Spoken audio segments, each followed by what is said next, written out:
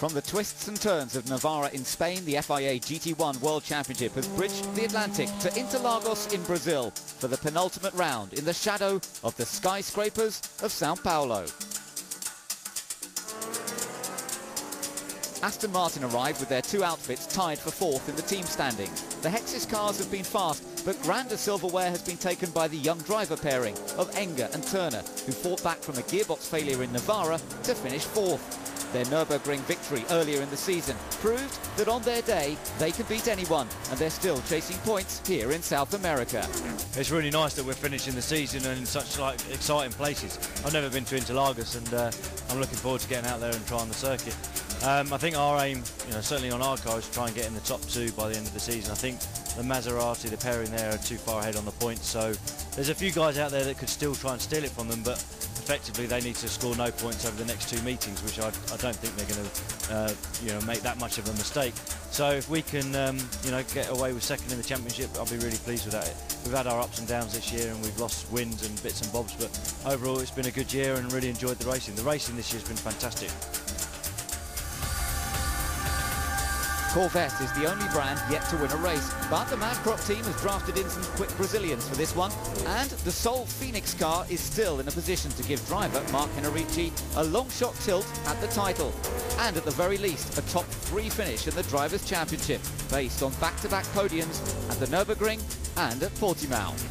Well, the first plan is to save the car that we can also drive in Argentina, because if something's happened here, it's really hard to repair the car in one day when the cars arrive in Argentina. So the main issue is to score points, to keep cool, to do a good race, and well, maybe to score more points than my biggest opponent in front of me, Thomas Much and Richard Westbrook. Best finishing forward at Navarra was the marked VDS car of Leinders and Martin, which came home a solid fifth. But in terms of the championship, it was the number 5 Martek car of Westbrook and Much that everyone was watching. Sadly, luck was not on their side in Spain, and a variety of incidents, which included a bodywork mangling clash with a Corvette, meant that they failed to score a single point. Now they have to deliver if they are to remain in the hunt. Yeah, the major point is to finish before Bartels and Bertolini. That's the key point, I think, and we're working right now on first we practice on the setup on this track, which is completely different than Navarra, and also is a little bit green in the moment, so there's not a high grip level. I think that will change during the weekend. The major point for us this weekend is to score more points than Bartels and Bertolini, and at least we keep then a chance for Argentina Open to win still the championship. Lamborghini reigned in Spain, and although the Al Inkle team had some problems, they had one of the fastest cars in the race, went from 19th to 7th on the road. Meanwhile, the Reiter car of Ricardo Zonta and Frank Kekela had a perfect weekend, winning both races in style, having set the pace in qualifying, and they backed up their superb win at Spa earlier this season. Those results mean Reiter still has a strong chance of winning the team's title over these last two races, and Brazil's ex-F1 driver Ricardo Zonta is relishing the challenge. It's quite good, the battle. When you are fighting for the championship, it's very exciting for me and for the team. So, especially here in Brazil and Argentina, we see what we can do it.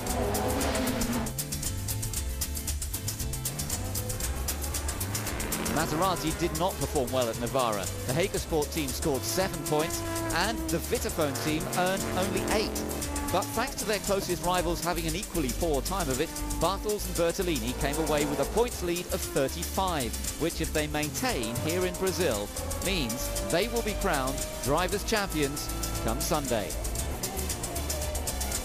Our plan is like in the past. In every round it's important to score point. An important point, okay, here will be difficult because the weight effect in Interlagos is quite high. Everyone think about the championship. We don't do nothing in terms of strategy. It's important we do our best. If we have a possibility to finish 10, we finish at least 10. Otherwise, we'll see. Nissan began their Brazilian campaign with a donation to a kids' football charity, and they'll be hoping for some fleet footwork here at Interlagos.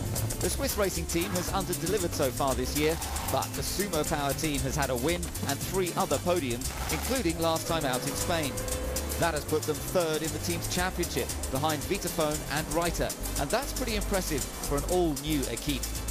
But with the 2 Aston Martin teams only 4 points behind in 4th, there's still a lot to achieve.